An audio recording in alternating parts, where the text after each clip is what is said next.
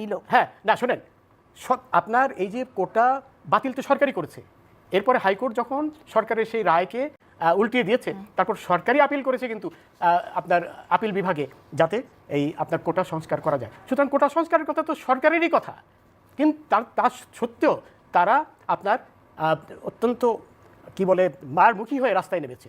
যদি শান্তিপ্রিয় আন্দোলন করতো তাহলে কারো কিছু বলার থাকতো না, কিন্তু তারা প্রথম দিন থেকে মারমুখী। এবং আমি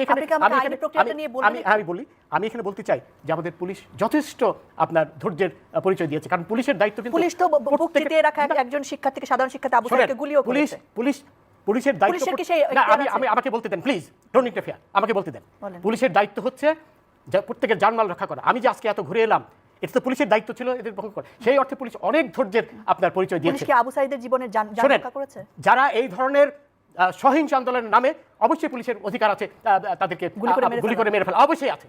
এই ব্যাপারে আমার বিন্দুমাত্র কোনো সমস্যা। এবং আপনার ডক্টর জাফর ইকবালের মতো মানুষ, উনি একজন শহীদ মুক্তিযোদ্ধার সন্তান, উনি বলতে বাধ্য হয়েছেন যে ঢাকা বিশ্ববিদ্যালয়ে যেতে আমার এখন দ্বিধা হচ্ছে, কারণ আমি কোন রাজাকারের মুখ দেব এখানে। আচ্ছা, এখন আপনার কথায় আসি। দেখুন, সরকার এখান থেকে আমি গোলাম মাওলা রনির কাছে যাই, একতরফা হয়ে যাচ্ছে আপনার প্রশ্নটা। আমি আবার আপনার কাছে এই আইনি প্রক্রিয়া নিয়ে আসবো।